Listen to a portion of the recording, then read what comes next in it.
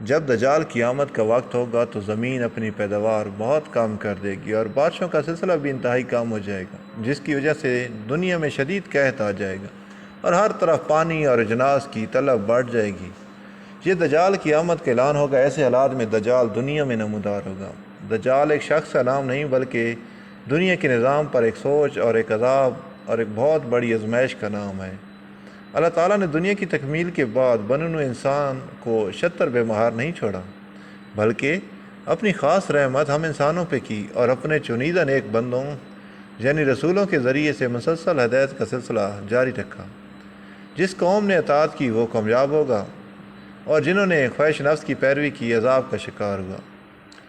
دجال کے خروج سے قبل اس کے لیے راہ ہموار کرنے کا سلسلہ یہود و نصارہ کی کوششوں سے جاری ہے۔ خفیہ اسرائیلی سازشیں تو عرصہ سے جاری ہیں۔ اس کی ظاہری مثال یروشلم میں امریکی سفارتخانہ کے قیام کے اعلان سے دیکھی جا سکتی ہے۔ دجال کو اللہ بہت زیادہ قوت عطا فرمائیں گے۔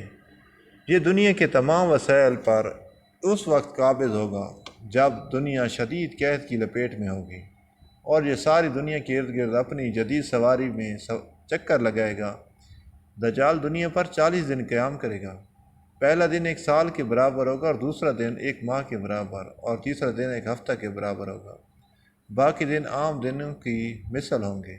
اس کی ایک آنکھ پیشانی پر کفر یا کافر لکھا ہوگا جسے ایمان والا پڑھ سکے گا۔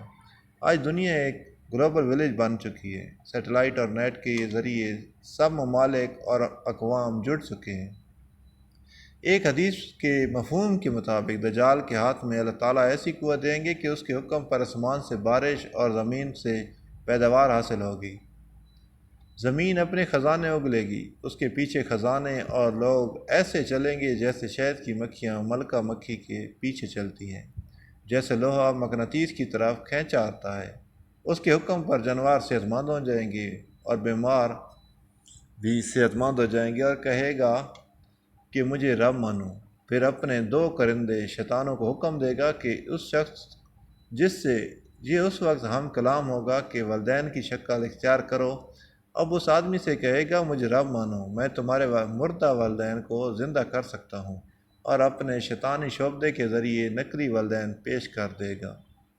کمزور ایمان والے جو ہوں گے اس کی باتوں میں آ جائیں گے، جبکہ پختہ ایمان والا کہے گا تو کانا دجال ہے، جس پر اس کو آرے سے چیر دے گا اور یہ آدمی کو قتل کے بعد دوبارہ زندہ کرے گا اور کہے گا کہ میں تیرا رب ہوں۔ یہ سب دجال کے ذاتی کمال سے نہیں ہوگا بلکہ اللہ تعالیٰ کی رسی دراز کریں گے، اور انسانوں کو آزمائش کے لیے اس وقت قوت دی جائے گی کہ دیکھا جائے کہ کون حق کی پیروی کرتا ہے اور کون باطل کی پیروی کرتا ہے۔ اس کے پاس بہت سے حربے ہوں گے، یہ بہت شعبدے ہوں گے اور وسائل پر اس کا قبضہ ہوگا۔ یہ دنیا پہ قیامت سے پہلے ایک قیامت برپا کر دے گا۔ امام مہدی صاحب کا نزول ہوگا اور وہ اپنے جان باز کو لڑنے کے لیے تیار کر رہے ہوں گے کہ حضرت عیسیٰ علیہ السلام کا نزول ہوگا۔ حضرت عیسیٰ علیہ السلام دجال کو باب لد کے مقام پر قتل کریں گے۔ اس وقت دجال کے ساتھ 70,000 یہودیوں کی جماعت ہوگی۔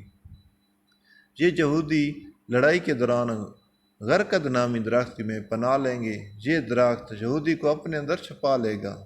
اللہ کی مدد سے فتح ہوگی۔ فتنہ دجال بعثت آدم سے قیامت تک کی سب سے بڑی اور ہولناک آزمائش ہے۔